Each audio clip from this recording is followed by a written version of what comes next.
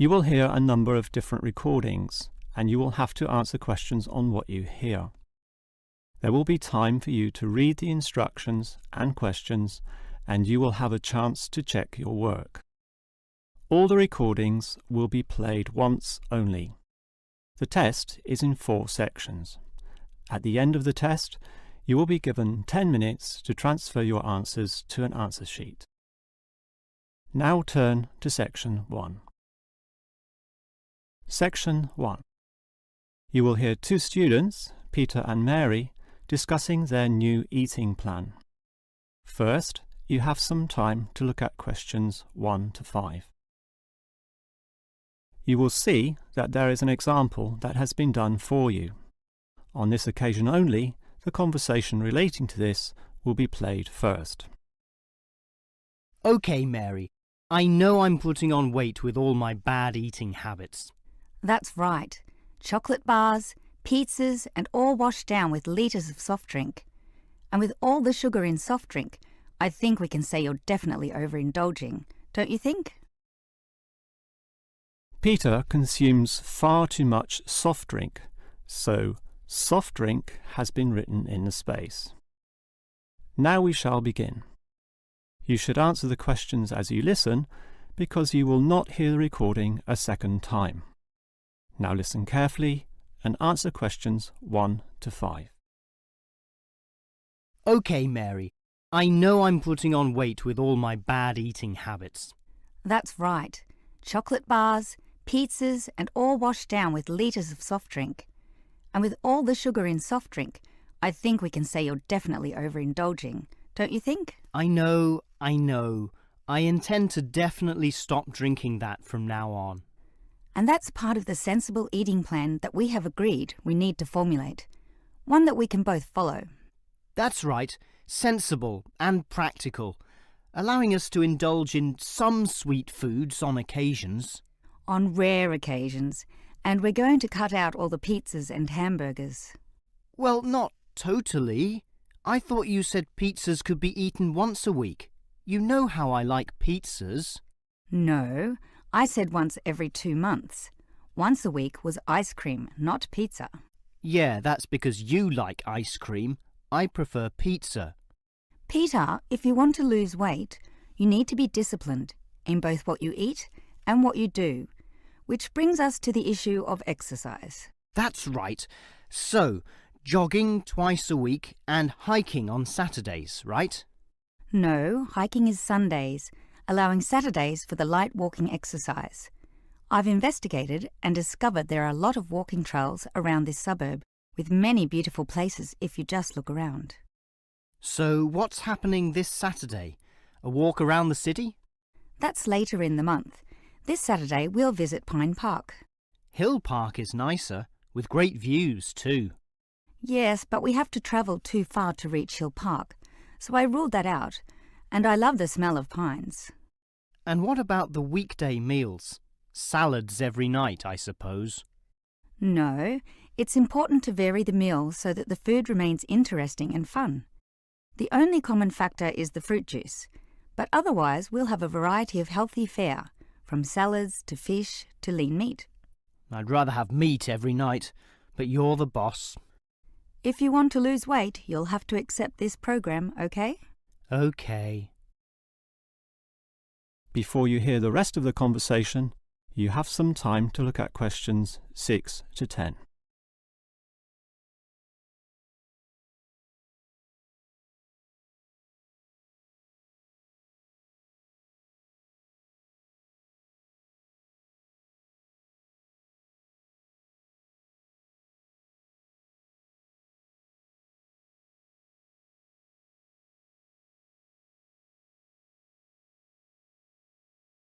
Now listen and answer questions 6 to 10. Now, Mary, you said we could have a little treat in our diet plan 3 times a week, specifically Tuesdays, Thursdays and Sundays. Yes, a very small treat, but something to reward us for all the discipline shown. Such rewards will motivate us to continue the diet. So on Tuesdays, what can I choose? You have a choice between a small serving of chocolate, ice cream or biscuits. OK, well, I'll go for the biscuits. I love those crunchy little things with my cup of tea. So do you, right? I do indeed, so I'll have them too, saving the ice cream for later. But I know how much you like ice cream, so why don't you save it for the end of the week? That will give you the motivation to keep going, and you can have chocolate midweek. That's a good idea, but I think the most important thing is for you and I to eat different things on those other 2 days. Well, if you think that way, I'll eat the ice cream on Thursdays, not the chocolate, OK? Well, if you're having that, then I can't have ice cream. In order to be different, I'll have the chocolate. So we can compare our different snacks and maybe even share a little with each other. Exactly. And the variety and fun involved will take our minds of wanting more. Eating for fun. A good idea. And then you can have the chocolate on Sunday, right? But I like biscuits. Actually, I want biscuits again to have with my cup of tea. But you have the biscuits on Monday, remember? And we can't repeat. Oh, come on. This isn't fixed in concrete. I can have them again instead of chocolate. You might like variety, but I don't. I'm a creature of habit. Well, the whole point of this was to taste different snacks. But if you want the same thing, OK.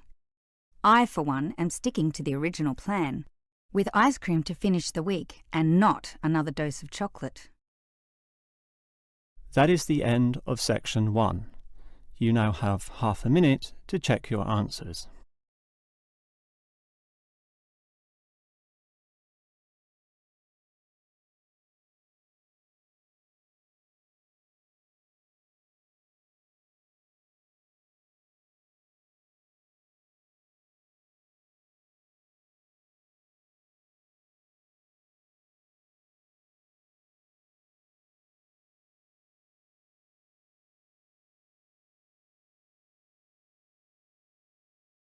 Now turn to section 2.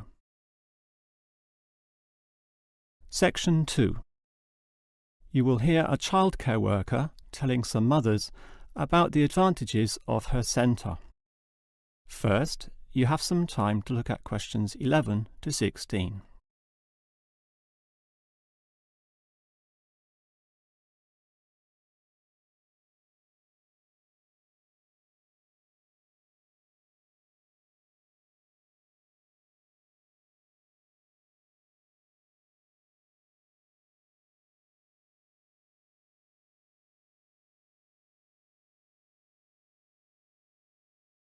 Now listen carefully and answer questions 11 to 16. Hello everyone, and welcome to the Stanfield Childcare Centre. Now I know you're all new mothers and you like to cling to your children. You've certainly spent a lot of time raising them to the age of 4 and are perhaps reluctant to leave them here at our centre. Well, one of the first things you should understand is that here it is safe. Very safe. Look around and you'll see that every room has padded walls. Other centres have standard painted walls, but here we have invested a lot to ensure your children will not hurt themselves when running around and possibly tripping over. This padding extends around all corners. That is, the areas most likely to bruise and cut your active little child. So, you can rest assured that any accidents of a physical nature are not likely to happen here. Now, you don't want to dump your child at this centre and let them waste their time. You want them to learn, and that's one of the greatest assets of our establishment. Our staff are not only trained childcare workers, but all of them have a special skill which they can impart to your child. Whether it be teaching the ABC, some basic mathematics, artistic skills, or physical education. We are particularly known for our preschool literacy program, and have a wealth of learning toys specially designed to develop your child's potential. Of course, one concern many mothers have is that, in environments such as these, colds and flus and other viral nasties can be easily spread around. It's a very legitimate concern, and one which we take seriously, and we pride ourselves on our precautions. For a start, unlike most centres which clean with standard detergents, we disinfect every service at the end of every day, using a special disinfectant wash. Some places just wipe surfaces daily with a damp cloth, but not us, and that's just the start. We also physically check your children when they arrive every day. And if we feel your child is sick, we ask him or her to wear a face mask to ensure germs are not transmitted. If your child is noticeably sick, then we ask you to take them back home to recover. This might sound a little unkind, but we hope parents can understand that these measures are for the benefit of all. Before you hear the rest of the talk, you have some time to look at questions 17 to 20.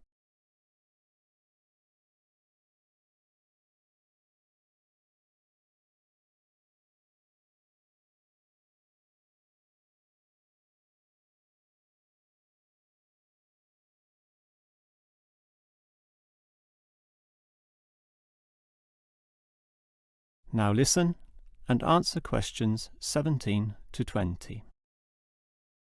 Now at Stanfield Childcare Centre, we have excellent childcare officers, and let me briefly introduce them. We have Susan, Andrea, Bella, Kathy, Lisa and Liz. They're all fully trained and come with some individual assets which make them even better. Bella, for instance, knows children very well, having worked here for 5 years, and Kathy has her own family, 2 little girls, so she can talk to you with first-hand knowledge of what it's really like to raise children. But getting back to Bella, she often relaxes here after work, spending long hours chatting to parents, as does Kathy in fact. But in terms of hours, nothing can compare to Andrea, who will sometimes spend the night here, staying in our overnight room. Why? Because this centre is very friendly and simply a great place to be. Bella, for example, used to be quite shy herself, but now is marvellous with the little kiddies, as outgoing as any of them. We let Kathy, though, deal with the particularly quiet and introverted children, since having her own family, she knows what can really bring them out. Of course, what better way to do this than with yummy homemade cakes, and Kathy often gets these from Bella, who can make some of the best in town. Yes, everyone here brings something special, which is why we're one of the best childcare centres in the business. That is the end of section 2. You now have half a minute to check your answers.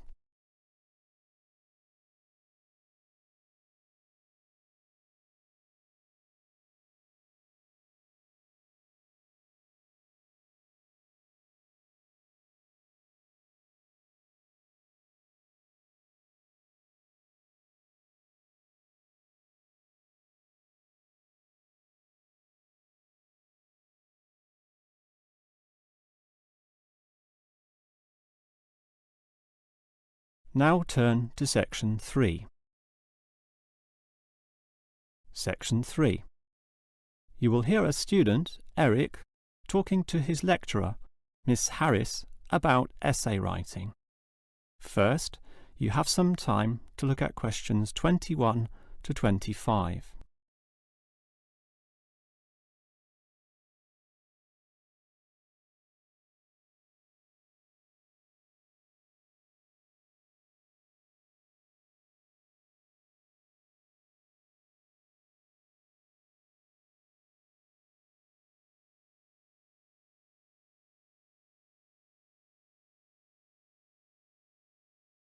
Now listen carefully and answer questions 21 to 25. Hi, Miss Harris. Here we are talking once again. Well, I'm always willing to help out wherever possible. Is anything troubling you? Well, your advice last week about writing summaries was very useful, and I'm using these summaries a lot in order to prepare my final master's thesis. But you're having problems, right? Yes, I have a few issues to discuss. Obviously, I want a good essay, and I want to achieve high marks, but I'm not sure on the best way to start. That's an easy question. Start with a topic, but not one that I necessarily suggest. One that you want to explore. You will always write better when doing so on a topic you are interested in. not one imposed upon you by others. Well, I'm interested in management theory. Then pursue that. However, that alone is far too broad. Break it into various current areas of discussion and relevance. Then look more carefully at one of them. Say, management and cultural differences, or management and motivation, or other aspects, such as the role of salary, group cohesion, or leadership. I would say I'm interested in group cohesion, that is, how people interact in the workplace. Well, that's a start, but you can't then just write planlessly without defining exactly what you intend to do within the area you've chosen. You'll have to think of a thesis, and this statement could be of several types. Such as what? Oh, you could argue a point, something that you believe in, or discuss an issue, looking at its various perspectives, or critique the opinions of others, pointing out the pitfalls and flaws. The thesis statement will make that very clear because it will say, in simple terms, what you intend to achieve in your essay. I see. And then I can just begin writing, right? Wrong. Huh? If your essay is going to be clear, it needs to be logical and organised, and this means you'll need an outline. This could be written as a flowchart or spider graph, that is, a series of connected lines. But whatever shape the outline takes, there must be a sense of progress in, more or less, a straight line towards a goal. And then my essay will be good? With such progression, definitely, as long as you do achieve everything that you set out to do, as specified in the beginning, okay? Before you hear the rest of the conversation, you have some time to look at questions 26 to 30.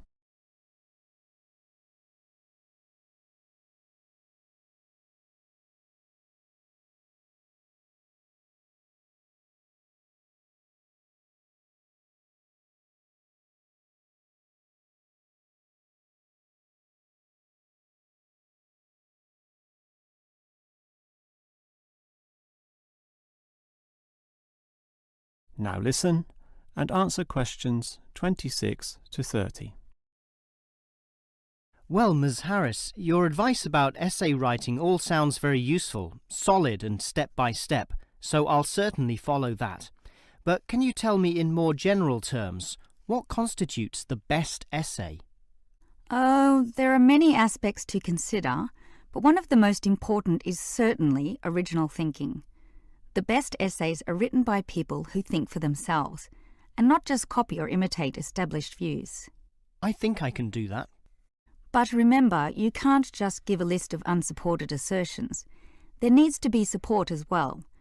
A chain of logic linking each step in your argument. Right. Yet that alone is not enough. Your argument may be logically sound, but is it practically so? For that, you need examples from real life to illustrate your points or subpoints. I've got lots of examples from my course readings. I suppose I could use them. But remember, whenever you use an example or facts or figures that are not commonly known, you must give a reference. That's an academic necessity, without which your writing will automatically fail. So it's necessary to give these, right? Absolutely. And with that, your essay will be fine. But always ensure that you format it clearly. What do you mean? I mean the practical considerations, as written in the University Style Guide, such as leaving appropriate margins, using double spacing, Arial font, and so on. You see, your writing must look good as well as be good. I can certainly do that. And finally, related to the previous point, you need to respect the number of words required.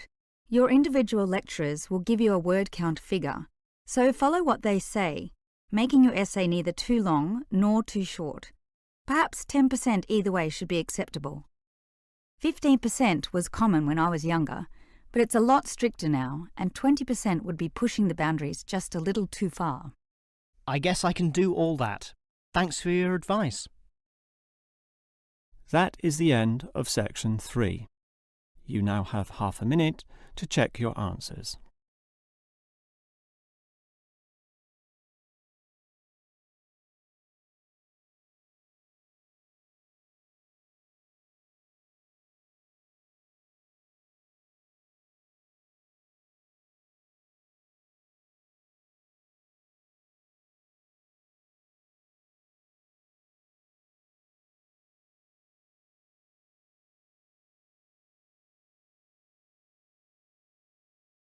Now turn to section 4. Section 4. You will hear a lecturer discussing the history of people's beliefs regarding whether the Sun or the Earth is at the centre of the solar system. First, you have some time to look at questions 31 to 33.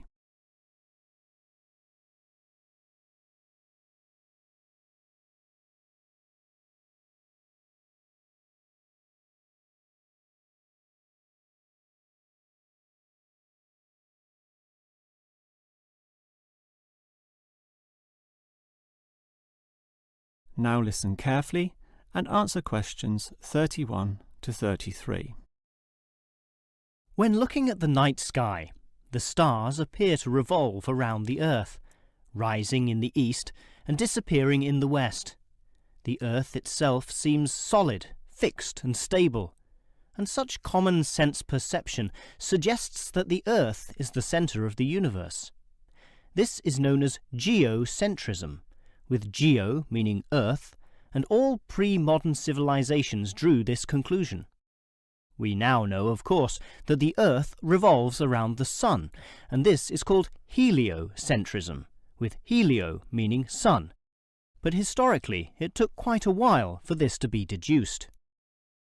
As early as the 3rd century BC, an ancient Greek astronomer, Aristarchus of Samos, proposed heliocentrism, but received little support from his peers. Similarly, throughout subsequent history, isolated individuals proposed this new idea, but again, no one was listening. Geocentrism just seemed too logical to refute. Geocentrism also fitted the views of the established Christian Church, who could quote biblical passages such as, "The world also shall be stable, that it be not moved." Those who dared disagree were subject to accusations of heresy, often with dire punishments to follow. The trouble was, as the night sky was observed more closely, that simple revolution of the stars proved not so simple at all. In relation to the other stars, some steadily wandered in given directions, then sometimes reversed for months, and disappeared altogether. They were called planets, meaning wanderers. In addition, the position of the Sun and Moon altered slightly over the year, and comets, those mysterious glowing spots, would come and go. In order to predict the motion of the planets, and accurately serve the primary purpose of navigation for sailing ships, increasingly elaborate mathematical models were needed, a sure sign that something was not quite right. Before you hear the rest of the lecture, you have some time to look at questions 34 to 40.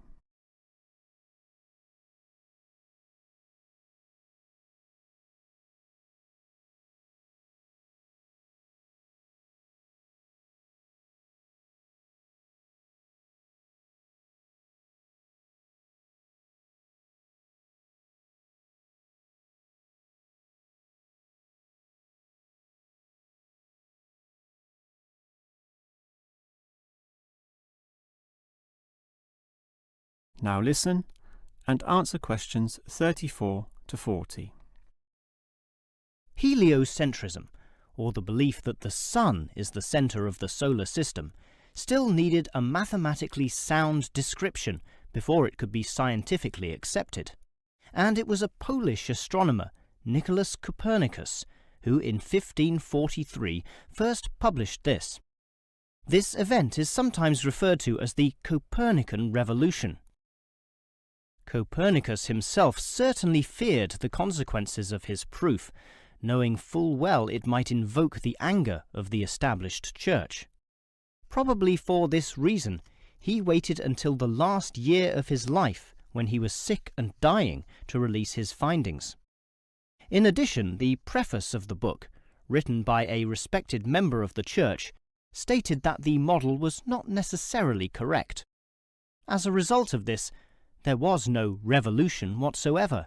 In fact, the book received scant attention in the subsequent decades, apart from a few irate clergymen who angrily dismissed the whole scheme as irrelevant.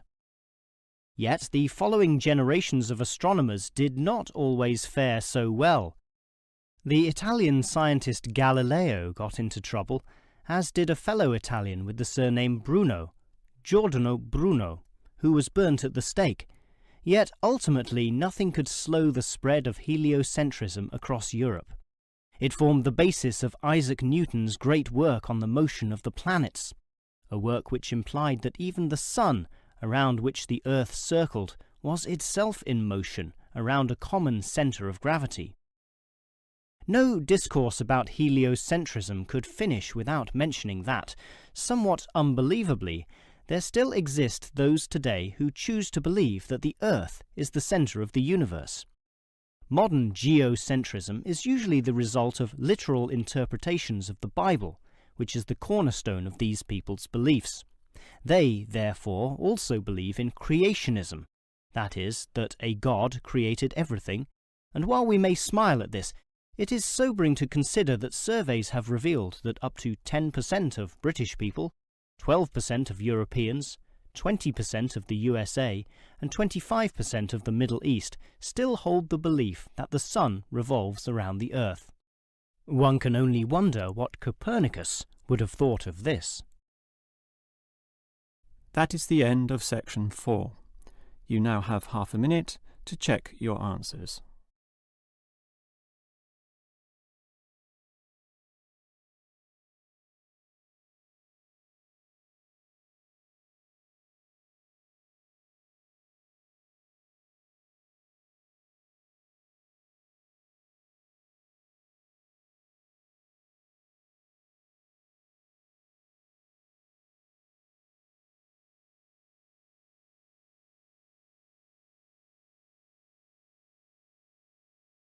That is the end of the listening test.